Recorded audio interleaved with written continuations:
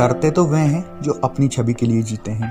मैं तो हिंदुस्तान की छवि के लिए मरता हूँ, इसीलिए किसी से भी नहीं डरता। ऐसा कहना है दुनिया के सबसे शक्तिशाली लोगों में शामिल और भारत के सबसे लोकप्रिय प्रधानमंत्री नरेंद्र मोदी का, जिन्हें हमारे देश की राजनीति की वजह से आप प्यार करें या फिर नफरत, लेकिन उनको कार्यों को अनदेखा नहीं कर सकते। दोस्तों, वैसे तो मोदी जी का जन्म बहुत ही गरीब परिवार में हुआ था, मगर अपनी देशभक्ति, जज्बे और अपनी मेहनत के दम पर उन्होंने ऐसी सफलता हासिल की जिसके बारे में कोई सोच भी नहीं सकता था। वह एक बेहद ही गरीब परिवार में पैदा हुए।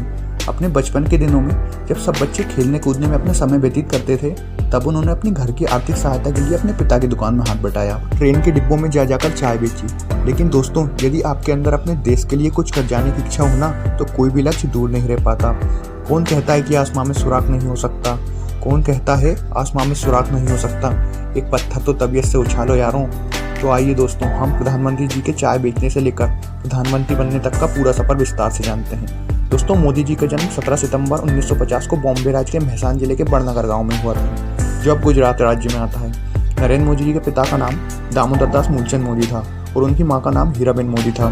जन्म के समय उनका परिवार बहुत ही गरीब था और वे एक छोटे से कच्चे मकान में रहते थे। नरेंद्र मोदी अपने माता पिता की 6 संतानों में से तीसरे पुत्र थे। मोदी के पिता रेलवे स्टेशन पर चाय की एक छोटी सी दुकान चलाते थे, जिसमें नरेंद्र भी उनका हाथ बटाते थे और डिब्बों में जा जाकर चाय बेचा करते थे। लेकिन हाँ, नरेंद्र मोदी चाय की दुकान के साथ साथ पढ़ाई का भी पूरा ध्यान रखते थे।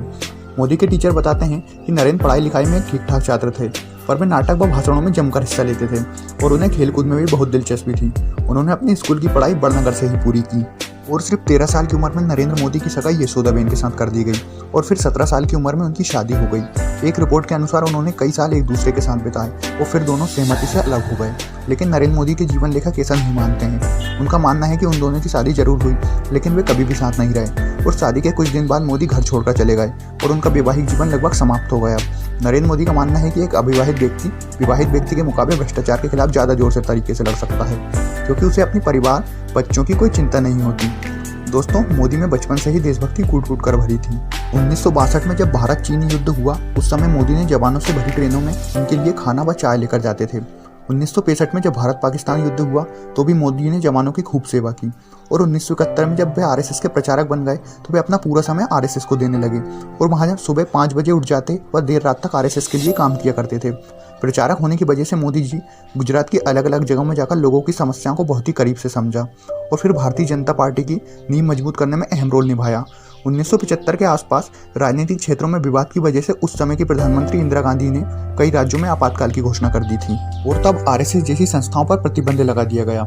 लेकिन फिर भी मोदी चोरी छुपे देश की सेवा किए जा रहे थे और सरकार की गलत नीतियों का जमकर विरोध कर रहे थे। उसी समय मोदी जी ने एक किताब भी लिखी जिसका नाम था संघर्ष मां गुजरात। इस किताब में उन्होंने गुजरात की राजनीति के बारे में खूब चर्चा की। उन्होंने आरएसएस के प्रचारक रहते हुए गुजरात यूनिवर्सिटी से राजनीतिक विज्ञान में पीएचडी की डिग्री हासिल की और आरएसएस में बेहतरीन काम को देखते हुए उन्हें भाजपा में नियुक्त कर दिया गया। यहाँ उन्होंने 1990 में आडवाणी की अयोध्या यात्रा का खूब भव्य स्वागत किया, जिससे भाजपा के सीनियर लीडर के वो काफी प्रभावित हुए और आगे भी उनके अद्भुत कार्य की बदौलत भाजपा में उनका महत्व बढ़ता ही गया। आखिरकार मोदी की मेहनत रंग लाई और उनकी पार्टी ने 1995 के विधानसभा चुनाव में पूर्ण बहुमत से अपनी सरकार बना ली। लेकिन मोदी से कहासुनी होने के बाद शंकर सिंह बघेला ने पार्टी से रिजाइन दे दिया। इसके बाद केशुभाई पटेल को गुजरात का नया मुख्यमंत्री बना दिया गया और नरेंद्र मोदी को दिल्ली बुलाकर संगठन में केंद्रीय मंत्री का दर्जा दे दिया गया और मोदी जी ने इस दायित्व को भी खूब निभाया। और दोस्तों, 2001 में केशुभाई की तबीयत बिगड़ने लगी और भाजपा में चुनाव में कई सीटें हार गई। इसके बाद भारतीय जनता पार्टी ने एक नया फैसला लिया और अक्टूबर 2001 में केशुभाई पटेल की जगह नरेंद्र मोदी को गुजरात का एक नया सीएम बना दिया गया। नरेंद्र मोदी ने मुख्यमंत्री का अपना कार्यकाल 7 अक्टूबर 2001 से शुरू किया। इसके बाद मोदी ने राजकोट विधानसभा चुनाव लड़ा, जिसमें उन्होंने कांग्रेस के अरविंद मेहता को बड़े अंतर से हराया और मुख्यमंत्री के पद पर रहते हुए मोदी ने बहुत ही अच्छे ढंग से अपने काम को अंजाम दिया और गुजरात में फिर से मजबूत कर दिया था। दोस्तों, उन्होंने गांव-गांव तक बिजली पहुंचाई, टूरिज्म को बढ़ावा दिया और देश में पहली बार किसी राज्य में सभी नदियों को एक साथ जोड़ने की परियोजना लागू कर दी गई, जिससे पूरे राज्य में पानी की प्रॉब्लम सॉल्व हो गई और एशिया के सबसे बड़े सोलर प्लांट का निर्माण भी गुजरात में करवाया। और इन सब के अलावा भी उन्होंने कई अद्भुत कार्य किए और देखते ही देखते गुजरात को सबसे बेहतरीन राज्य में शामिल कर दिया और वे भी खुद गुजरात के सबसे लोकप्रिय मुख्यमंत्री बन गए। लेकिन उसी बीच मार्च 2002 में गुजरात के गोधरा कांड में नरेंद्र मोदी का नाम जोड़ा गया। इस कांड के लिए न्यूयॉर्क टाइम ने मोदी को प्रशासन को जिम्मेदार ठहराया और फिर कांग्रेस सहित सभी विपक्षी दलों ने उनके इस्तीफे की मांग की। दोस्तों, गोधरा कांड में 27 फरवरी 2002 को गुजरात के गोधरा नाम की जगह के एक रेलवे स्टेशन पर साबरमती ट्रेन S6 डिब्बे में आग लगा दी गई, जिसमें 59 लोगों की मौत हो गई। इसके बाद पूरे गुजरात में सांप्रदायिक दंगे स्टार्ट हो गए और फिर 28 फरवरी 2002 को गुजरात के कई इलाकों में दंगे बहुत ज़्यादा भड़क गए, जिससे 1200 से ज़्यादा लोगों की मौत हो गई। इसके बाद उच्चतम न्यायालय ने इस घटना की जांच के लिए एक विशेष जांच दल बनाया और फिर दिसंबर 2010 में इस जांच दल ने अपना फैसला सुनाया, जिसमें नरेंद्र मोदी के खिलाफ कोई ठोस सबूत नहीं मिला। दोस्तों, नरेंद्र मोदी ने गुजरात में कई ऐसे हिंदू मंदिरों को भी ध्वस्त किया जो कि सरकार के नियम कायदों के खिलाफ थे। हालांकि इसके लिए उन्हें विश्व हिंदू परिषद जैसे संगठनों का विरोध भी झेलना पड़ा, लेकिन उन्होंने इसकी थोड़ी सी भी परवाह नहीं की और देश के लिए जो सही था उसी काम को करते रहे। उनके अच्छे कार्यों व सही फैसलों की वजह से उन्हें गुजरात की जनता ने लगातार 4 बार मुख्यमंत्री पद पर बैठाया।